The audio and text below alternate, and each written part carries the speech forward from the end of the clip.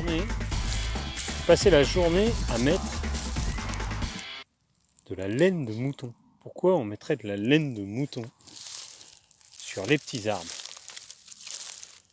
Là, je vais vous montrer l'une des raisons. Bon allez, on en reparle assez rapidement. Ciao! Bonjour. Bonjour Léna. Bonjour. Qu'est-ce que vous avez dans vos mains? Là, on tient des bourgeons de camélia. On va les disséquer pour voir ce qu'il y a à l'intérieur. C'est pour répondre à Pedro parce que Pedro il nous a mis une énigme pendant la semaine qu'on était en confinement.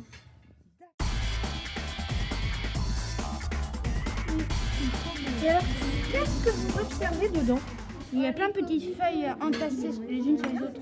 Et là, on est en train de l'observer avec quel outil? L'œil nu. Comment on va faire pour voir plus gros? On va utiliser une loupe. Une loupe. Eh ben, on y va. À vous de jouer. C'est trop beau.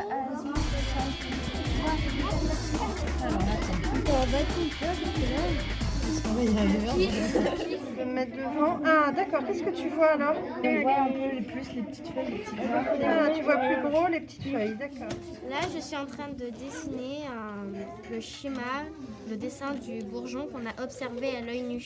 Alors, c'est un schéma ou un dessin que tu t'es repris? Un dessin. D'accord. C'est quoi la différence entre les deux?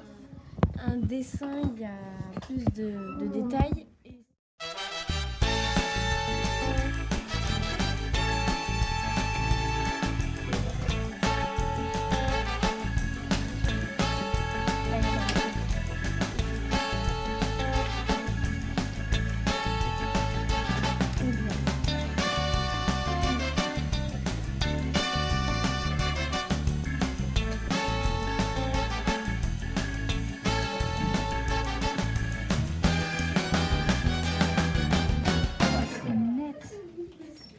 Tu vois bien?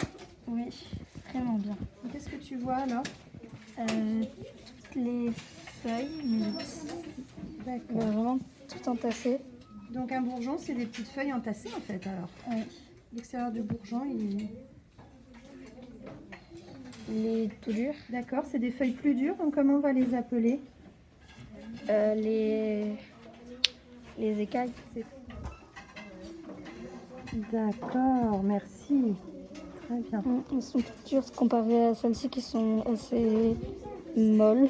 Ouais, c'est souple, hein? Ouais, Mm. d'accord. Merci. Lara, qu'est-ce que tu disais? Alors que là, c'est des couches successives des écailles et des feuilles sur les bourgeons. Donc là, c'est une couche que je viens d'enlever. Après, Ouais. il y en a une autre. D'accord, Et après, il y en a encore une autre. Là, il y en a une autre, par exemple. d'accord. Continue à l'éplucher ton bourgeon. Est-ce que tu vas me dire si tu observes une différence avec les écailles et avec ce que tu es en train de Oui. relever là? Les écailles, c'est plus épais que ce qui suit les futures feuilles. C'est plus mou que les écailles et c'est moins épais. D'accord. D'ailleurs, ton pauvre bourgeon, tu l'as dépioté là. Hein. Qu'est-ce que tu observes? Plein de feuilles entassées D'accord, qui sont prêtes à sortir. d'accord.